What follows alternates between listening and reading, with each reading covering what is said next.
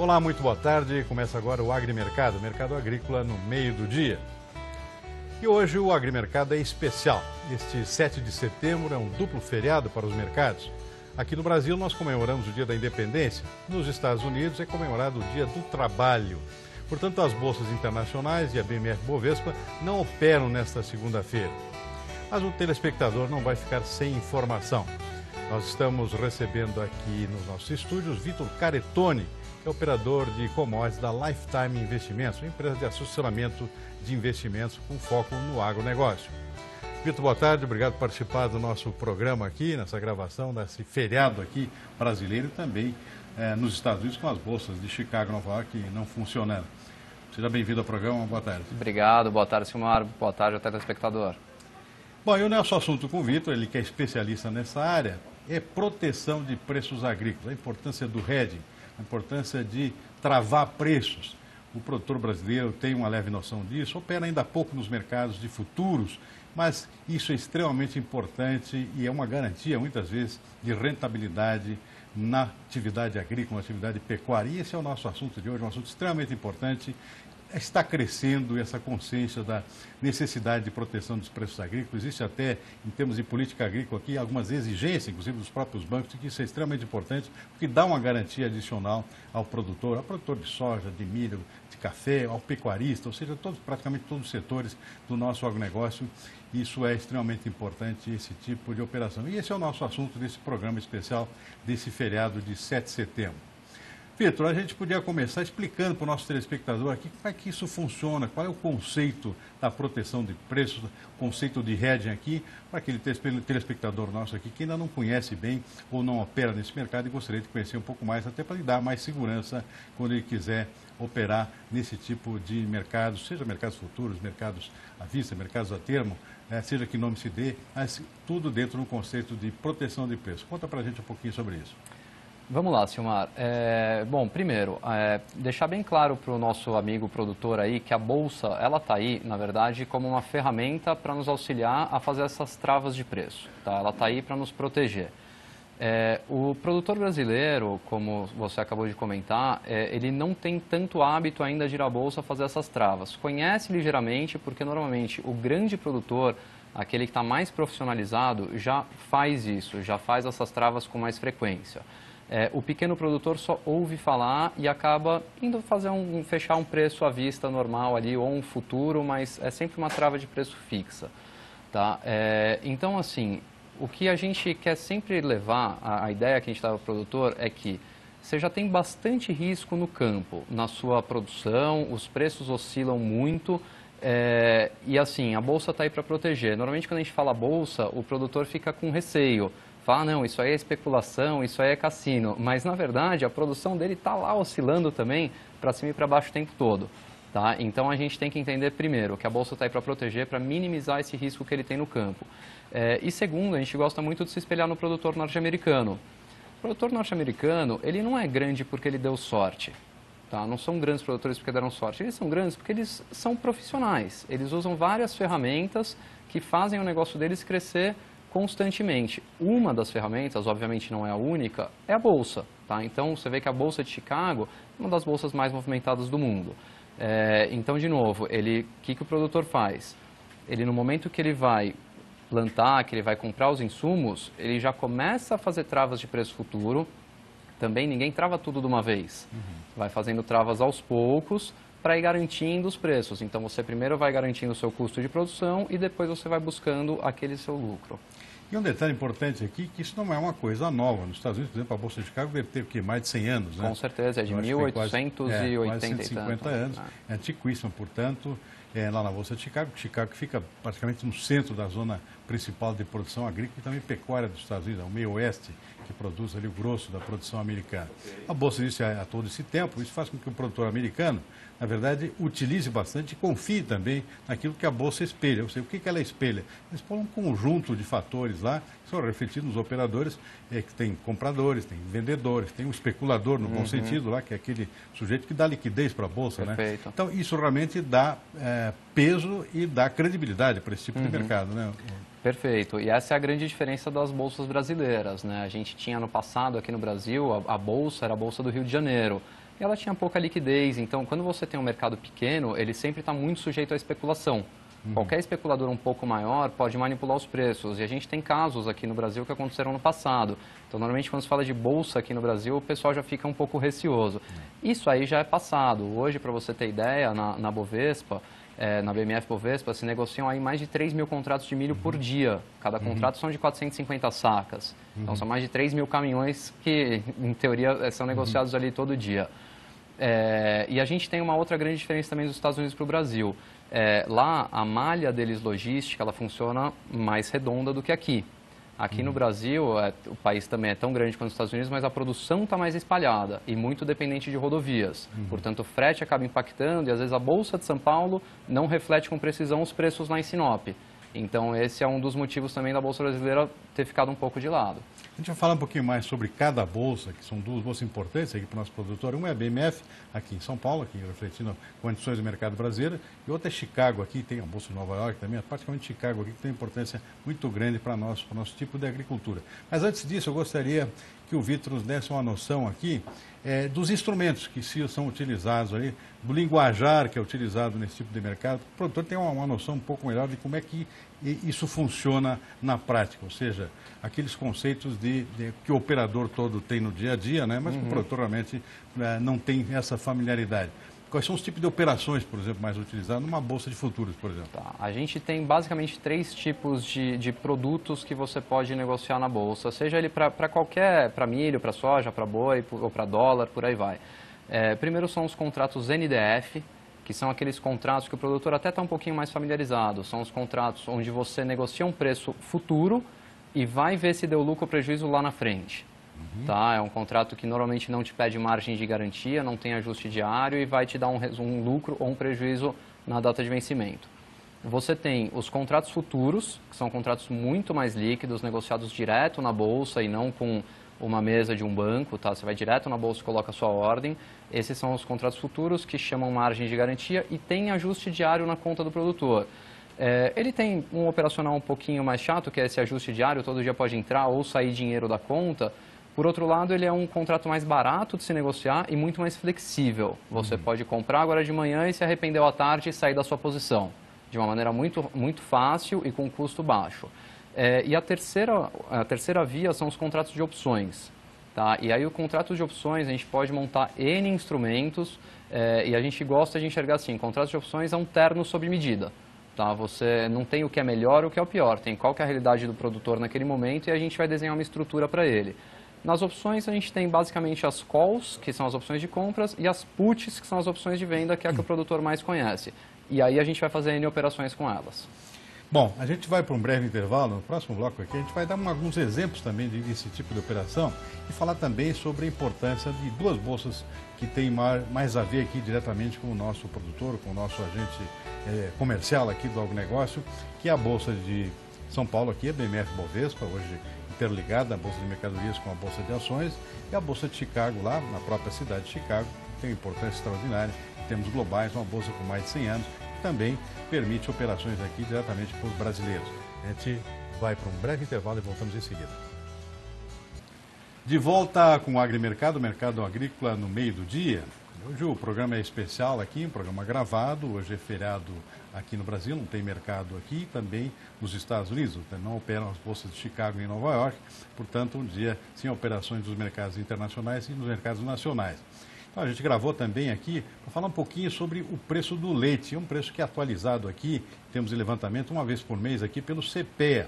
E para falar sobre isso e sobre um novo aumento que nós tivemos aqui no preço do leite no mês de agosto, nós vamos conversar agora com o Wagner Yanagisawa, que é pesquisador do CPEA aqui em São Paulo, que sabe tudo sobre esse mercado do leite. Wagner, boa tarde aqui, explique para a gente aqui como é que se comportou o mercado de leite no mês de agosto que acabou de terminar. Bom, boa tarde, Silmar, boa tarde a todos. Realmente, pico de safra na região sul, né? Aqui no Sudeste e Centro-Oeste estamos caminhando para o final da entre-safra. Então tivemos aí mais um mês de alta, sexto mês seguido de alta já esse ano.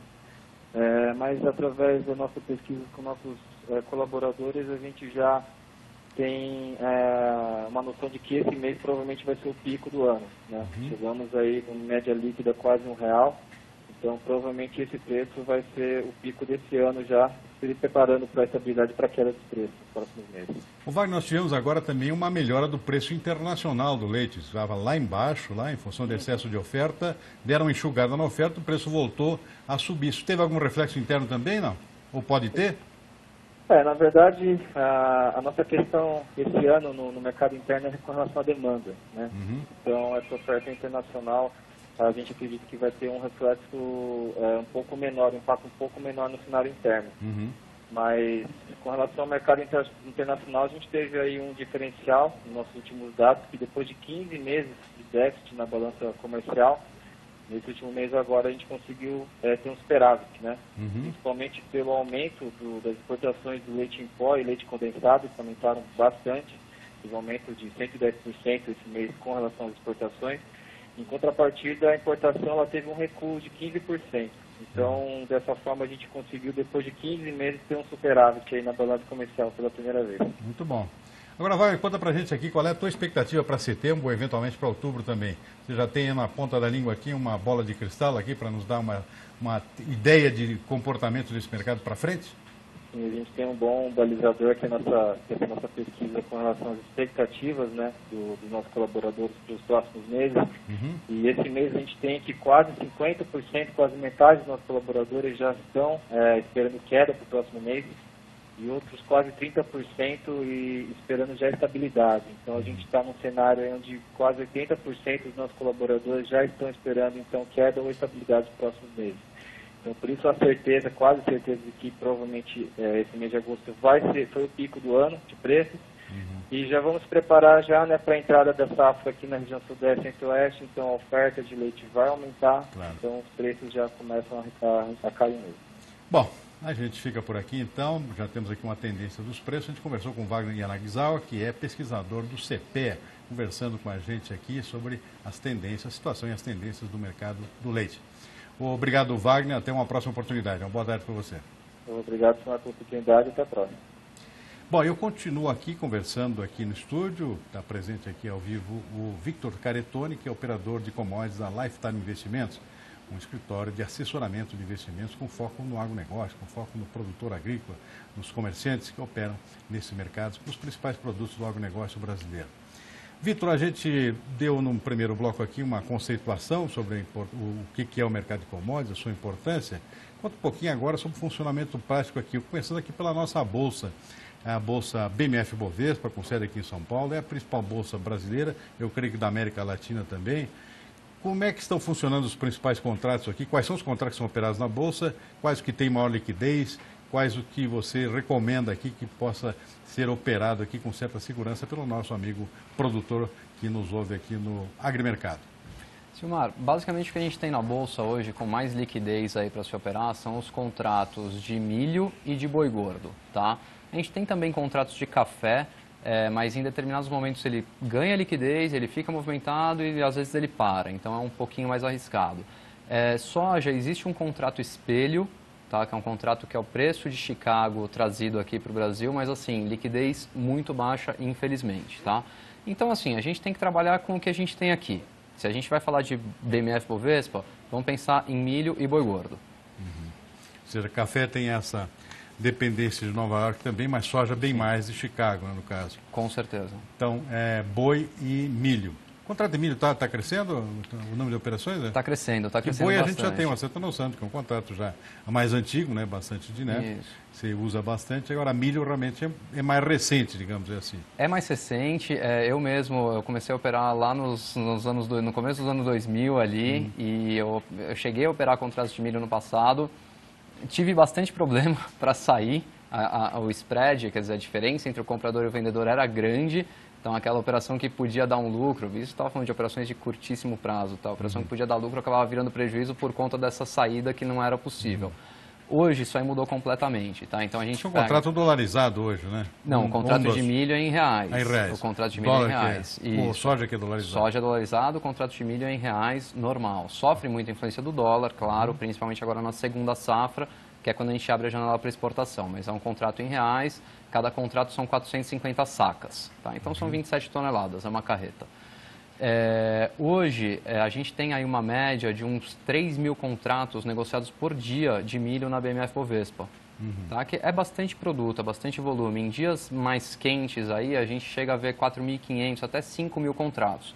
Então, dá para o produtor tranquilamente fazer suas posições. A diferença entre compra e venda, hoje ela caiu para 2, 3, quando muito 5 centavos, que é muito menos do que a gente vê no mercado físico.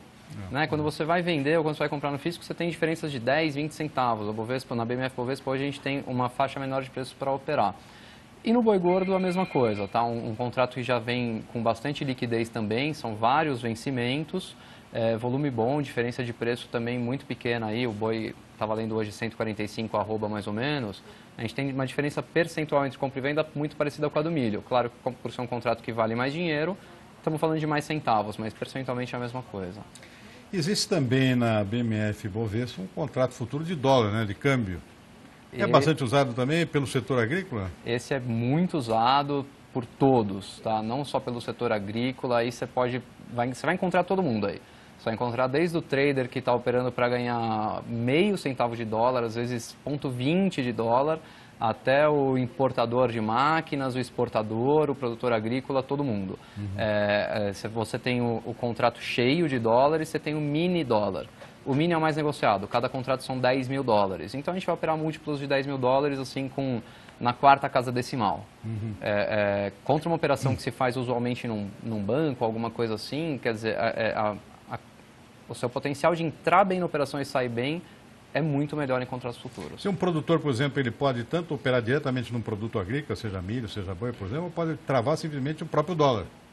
Com certeza. A gente tem bastante, a gente encontra bastante essa realidade, porque como a gente trabalha com investimentos na assessoria, a gente não trabalha com mercado físico, tá? Então eu não trabalho com grãos, eu não comercializo o grão físico. Então, vários produtores, que por comodismo, ele fala, não, eu vou fechar com a trading porque ela já me arruma um canal de exportação, ou entrego na cerealista, ou etc e tal. Porque ele está fechando esse canal do físico. Só que com a gente, ele faz o dólar. Porque o dólar, se ele for fazer lá ou aqui, é só dólar, não tem entrega física. E assim, a gente que opera diretamente na BMF Bovespa, os custos operacionais, então a eficiência sua para entrar e sair da operação é muito melhor trabalhando direto na BMF Bovespa. Muito bem, a gente vai para mais um breve intervalo e em seguida voltamos para falar também sobre a Bolsa de Chicago, a importância dessa bolsa que é internacional, tem peso extraordinário na formação de preços agrícolas e também como é que a gente pode operar daqui nessa bolsa aqui, que opera basicamente com soja, com milho, com trigo, com arroz também. Não sei se é bastante utilizada aqui no Brasil, ou seja, é uma bolsa com muito interesse aqui do produtor do Brasil, de grãos principalmente. A gente volta já para falar disso. De volta com o Agrimercado, mercado agrícola no meio do dia. O programa hoje é gravado, conforme a gente informou no início, é feriado de 7 de setembro. Eu estou conversando aqui no nosso estúdio com o Vitor Caretone, que é operador de commodities da Lifetime Investimentos, uma empresa voltada para assessoramento de investimentos com foco no agronegócio. Vitor, a gente falou do conceito de mercados futuros, de operações em bolsas, falamos da Bolsa Brasileira aqui, BMF Bovespa, falar um pouquinho da Bolsa de Chicago aqui, que, ao que me parece, está tendo uma crescente participação, inclusive de produtores brasileiros tentando operar diretamente. É isso mesmo? Como é que funciona isso? É isso mesmo, Silmar. Hoje as fronteiras estão muito menores, né? Então para o produtor abrir uma conta e começar a operar diretamente na Bolsa de Chicago está muito mais fácil. Tudo que ele precisa é procurar uma corretora que seja vinculada, uma assessoria que seja vinculada a uma corretora que opere Chicago também. No nosso caso, a corretora no qual a gente é vinculado, a maior corretora do Brasil, ela também opera o mercado de Chicago. Você vai precisar de, além dos documentos básicos brasileiros, um passaporte, algo assim, e você tem a sua conta aberta lá. Hoje, uma remessa para o exterior para você operar Chicago, ela chega no exterior no dia seguinte ou 2 dias depois. Tá, você vai ao banco, faz a sua remessa, dali a 2 dias o dinheiro está na conta e você já consegue operar com bastante facilidade. Não precisa ligar para nenhum americano e falar inglês e tentar se entender ali.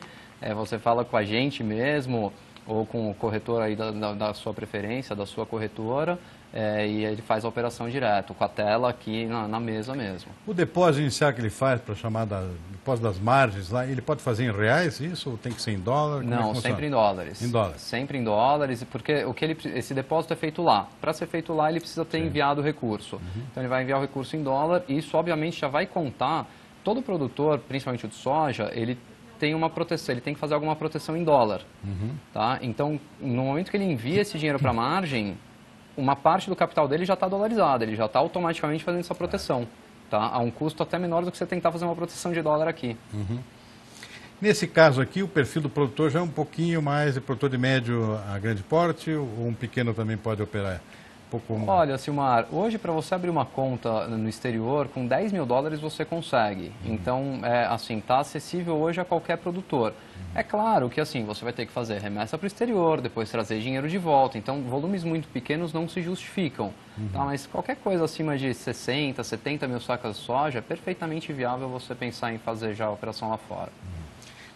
Quais os diferenciais, em primeiro lugar, aqui, entre uma bolsa e outra? Ou seja, o tipo de operação é igual, os instrumentos são parecidos, são iguais, numa BMF e numa bolsa de Chicago, por exemplo? Aquele produtor que já opera BMF, por exemplo, e tem dúvida sobre Chicago, o conceito é igual ou não? É parecido? Igualzinho.